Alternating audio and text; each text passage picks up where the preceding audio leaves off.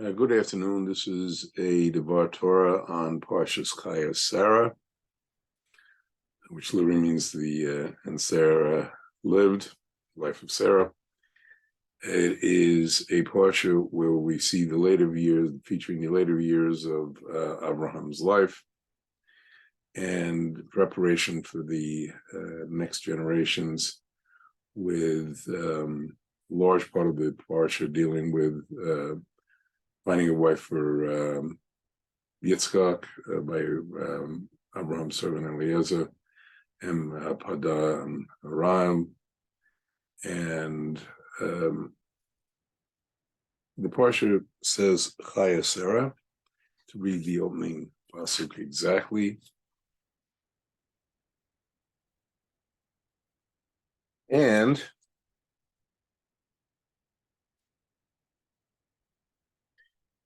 V'hayu Chayei Sarah Mea Shana Ve'esrim Shana and Sheva Shanim Shnei Chayei Sarah. Sarah's life time was 100 years, 20 years, and 7 years, the years of Sarah's life. Why didn't it simply say she was 127 years old?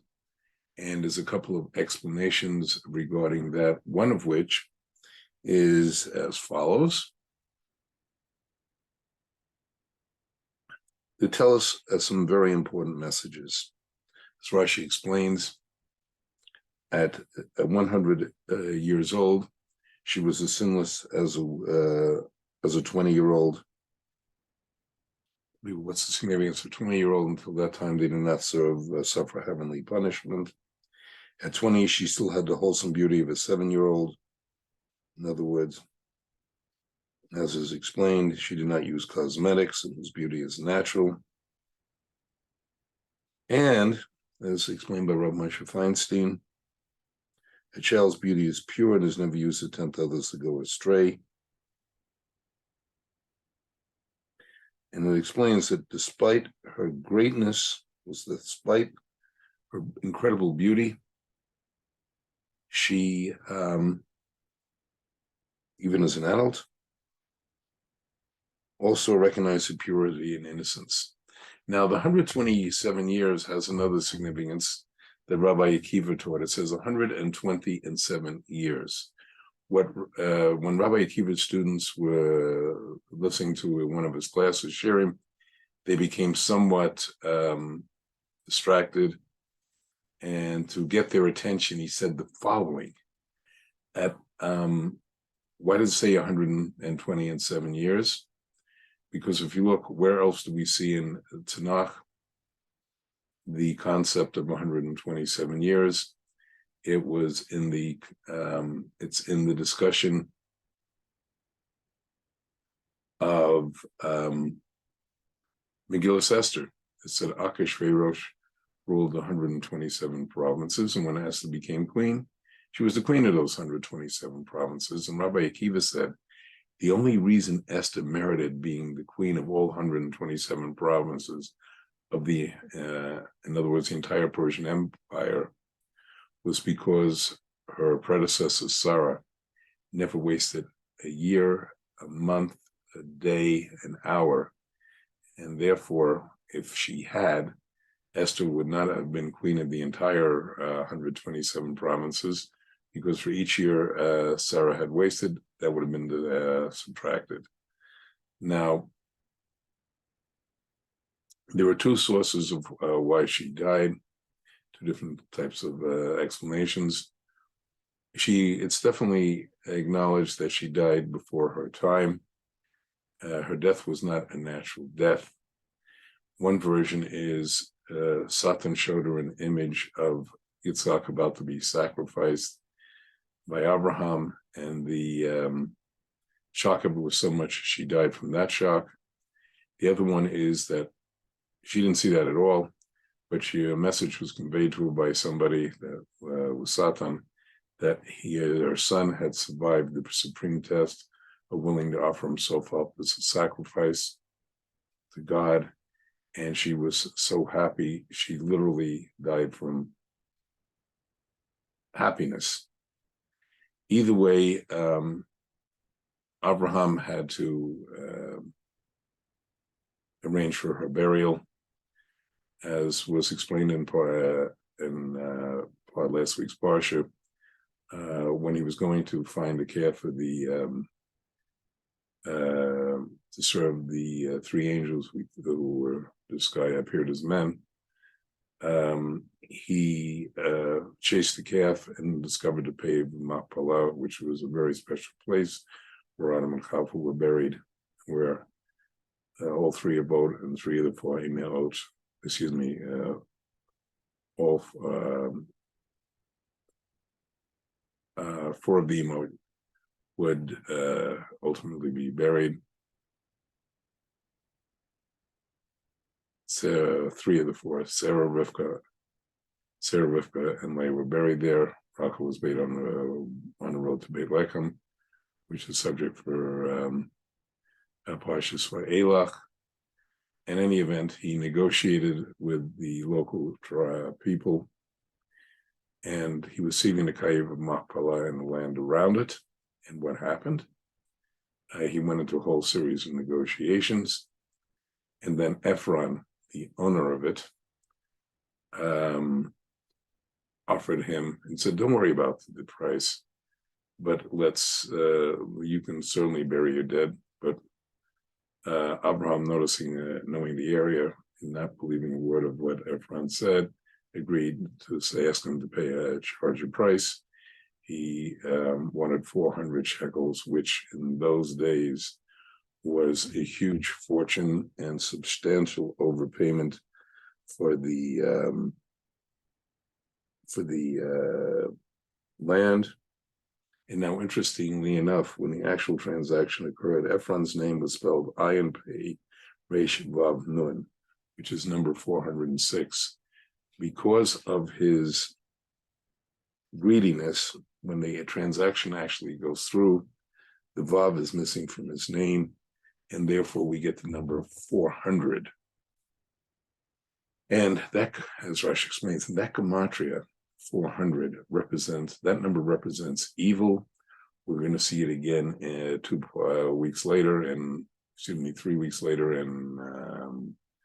Parshas Chayei Sarah, that when Esav is coming towards Yaakov, he brings a army effectively of 400 men. 400 represents evil, and charging as much as he did for the cave of Machpelah was extremely excessive. And the Pasha then goes on to say, Abraham Zakim ba Yamin, and Hashem Berech et Abraham Bakol. And now Abraham was well in years, and Hashem had blessed Abraham with everything. I'll be returning to that pasuk. At that time, he decided it was time to find a wife for his son. Now, who did he call upon? His loyal servant Eliezer. Eliezer was the one who led the battle against the four kingdoms. According to some opinions, it was Eliezer and Abraham alone defeated the four kings and their armies and rescued Lot. In any event, Eliezer was made to swear by Abraham that he would not take away from the Canaanite women, but would go back to Abraham's homeland in Padan Aram. And why was Yitzhak only sort of wife by Abraham when he was already at the age of 40? One of the reasons was that Abraham realized if it had been for he had to go through with the sacrifice of Yitzhak, there would have been no descendants.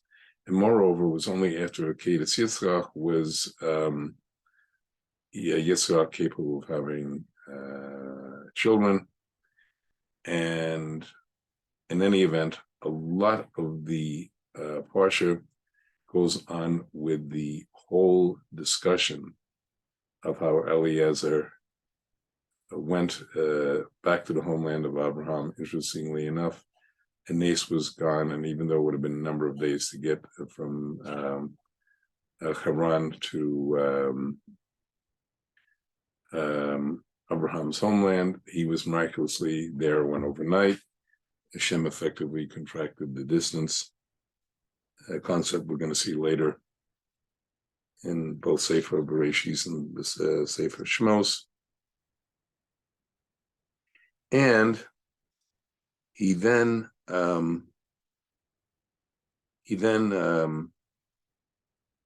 prayed to Hashem and said the following. He said, Omer Hashem Elohei Adonai Avraham v'yikrei na lefanai hayom sha'asei chesed im Adonai Avraham. Hine anaki nitzav al ayin amayim benos anshe ha'ir yotzos l'shem b'mayim and hayin na'ar asher ama eleha cheti na kedei v'ishtaka ama v'shtei gam kamali ishtaka. And he prayed and said, Hashem, God of my master of Abraham, you should arrange for me to stay that your kindness with my master Abraham. Behold, I am standing by the spring of water, and his daughters of the townsmen out came to draw water. Let that be the maiden to whom I should say, please tip over your jug and I may drink. And who replies, drink and I will water your camels. And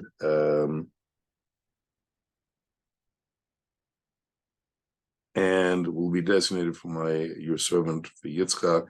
I may know that through you've done kindness to my master.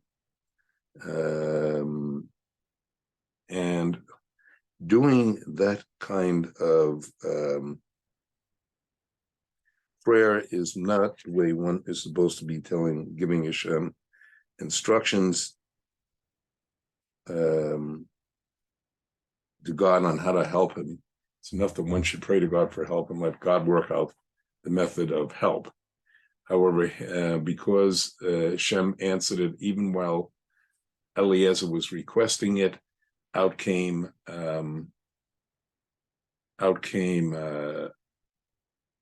Rivka and offered water to both him and the camels. And by miraculous methods, Hashem helped her also because camels can consume a lot of water, and the water went up with her without having to strain under the heavy weight.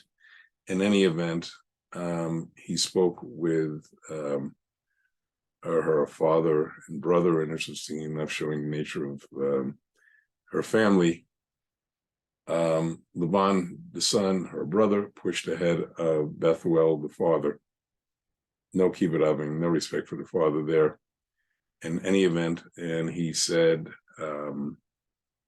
after he talked, that she wanted to, he would like to take her as a wife for his master Yitzchak, and they said, the parents said, you have to, and brother said, you have to ask Rivka. From here we learned that a woman, according to the Torah, can only be married with her approval. She cannot be forced into a marriage.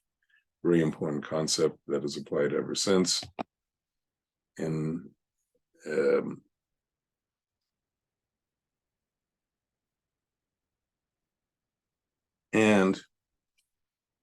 she said she wanted to go. They wanted her to stay 5 months or a year. She wanted to get out of there as soon as she could. Interestingly enough, when she's ready to leave the next day, Bethuel, her father's no longer mentioned. A number of reasons are given for that, one of which is that Hashem took his life that night. How? Because one of the reasons was he was planning to put poison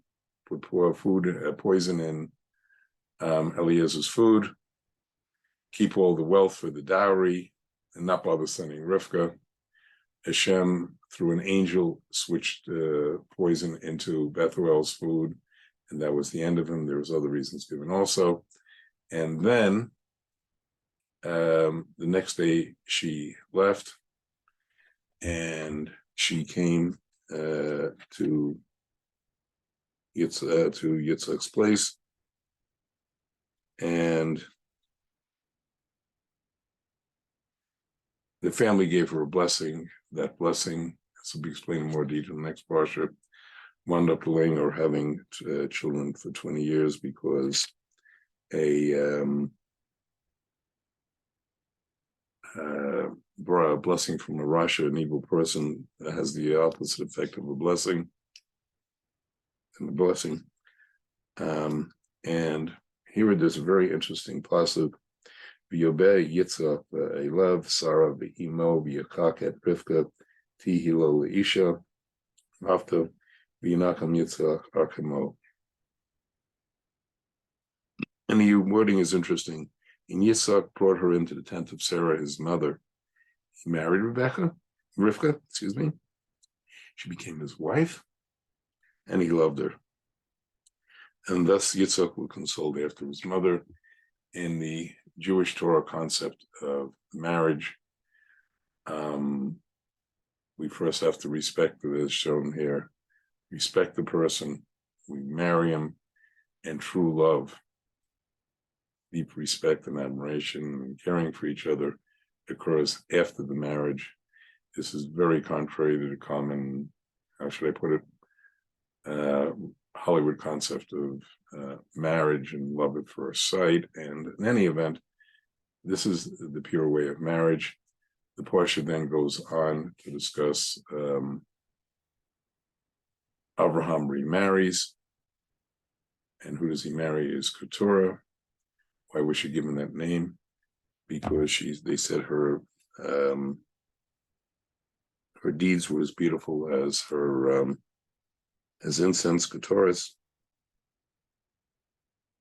And because she remained chaste, Keturah's Aramaic for restrained. From the time she was separated from Abraham, she didn't marry.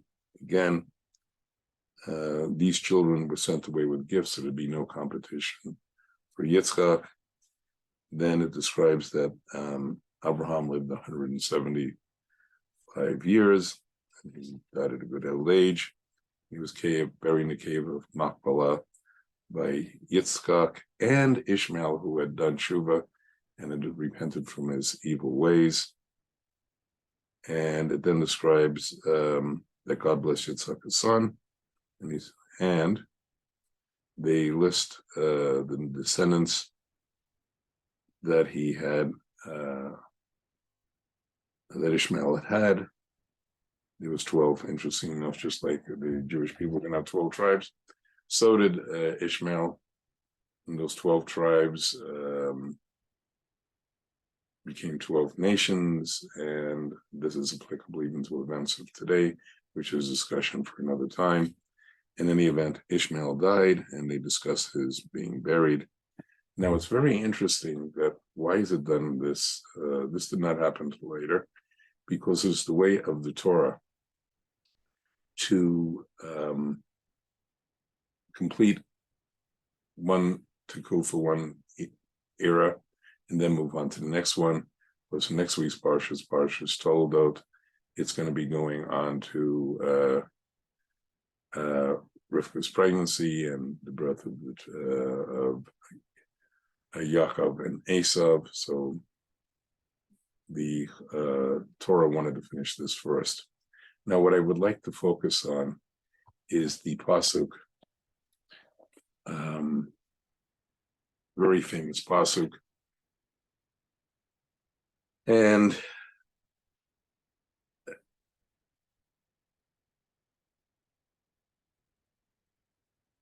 which goes as follows.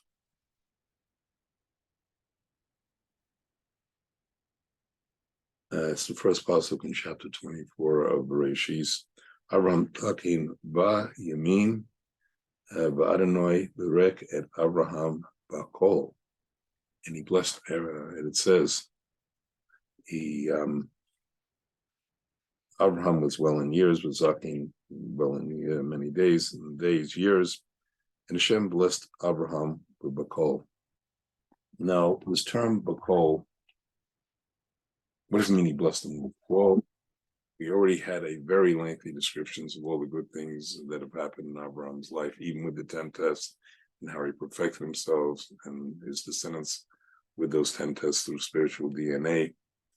And the Ramban, Nachmanides, quotes a Gemara in Baba Basra, which says the following.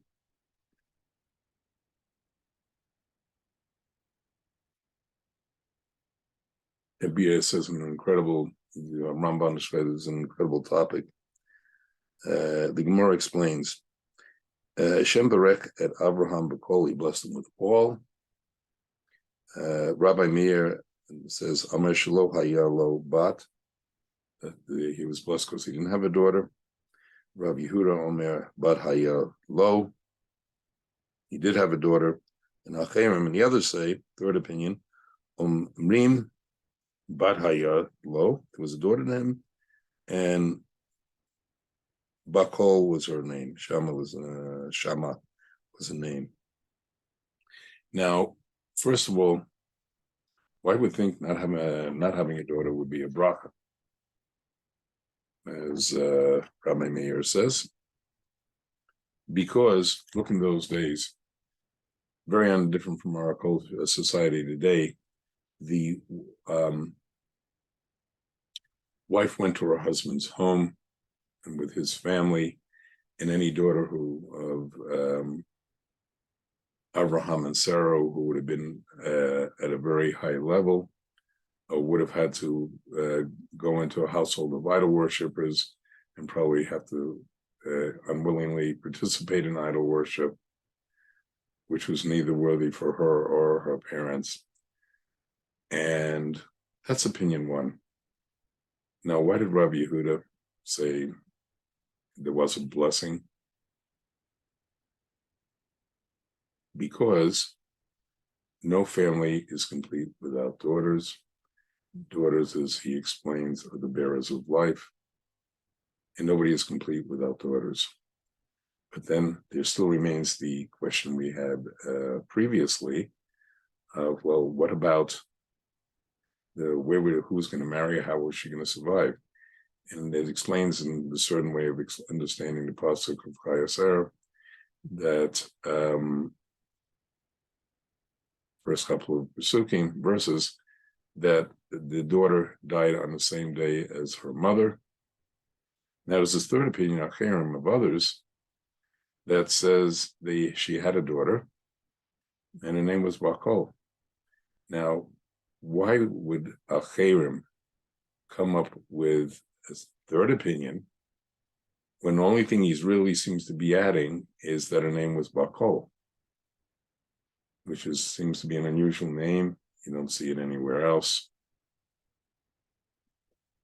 And here is a very somewhat deep explanation, is that here we are not talking about a physical daughter whose name happened to be Bakol.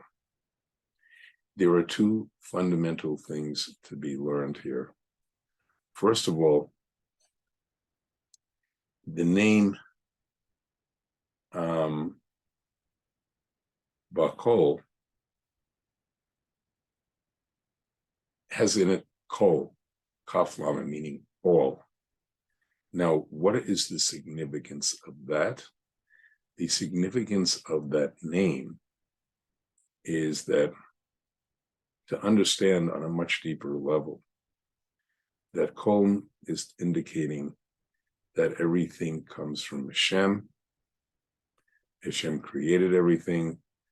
As we see, it's brought in the Sefer, the prophet Isaiah, Yeshayahu, that Hashem says, I have created everything. I have spread the heavens. I have stretched out the heavens. I've spread the earth. I created, in other words, the whole universe. It's repeated elsewhere in the verse of Tehillim, Psalms. It's also mentioned in Sefer Habakkuk, But there's an additional message in here, and this is where the concept of daughter comes with it, is not only did he have that, Abraham given that gift of that profound knowledge by Hashem. That was one thing. In other words, realizing, and if this Yud Gimel Midos of Hashem, when he appears going to appear in front of Moshe, and the 8th of the 13 midas that Hashem expresses to Moshe at that time is emes, or emet, truth. And the truth is that, as understanding the deeper concept that everything is Hashem, he created everything, and everything is guided by Hashem. The only thing that we have free choice on is whether have Yiras Hashem, or in fear of Hashem, and whether we follow what he commands or not. That's the only thing Hashem leaves up to us. Everything else is guided by him, yet we have free will. That's a famous discussion, and it's one for another time, how those two work together. In any event, that is the concept that was being done, but also in the verses that I quoted in Habakkuk, Yeshayahu, and more importantly, even more directly, Shir HaShirim. Shir HaShirim on the surface, Song of Songs of Shlomo Melech, sounds like a story of love between a man and woman.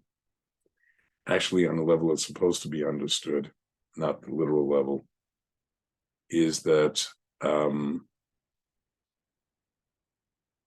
it's love between God and Bnei Israel. And there's many beautiful images of him, of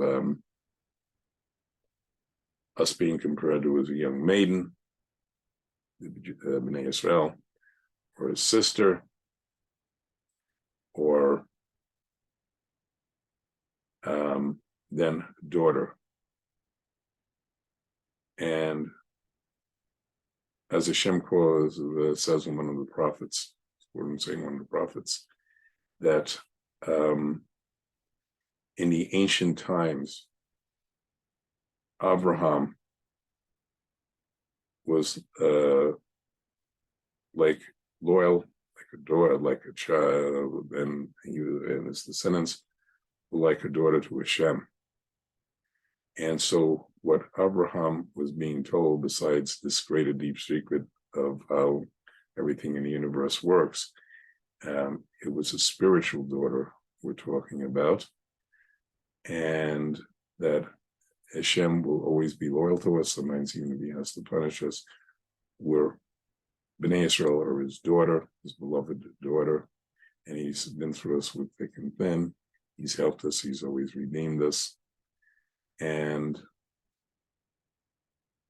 what I give a blessing for everybody here is that we all be able to get closer to the concept of that Hashem, God, is the source of all. And with coming to that, and truly realizing that, embracing that idea, we should all become, the entire Jewish people, his daughter, and we should get close, and we should be redeemed by him. Good Shabbos and Shabbat Shalom.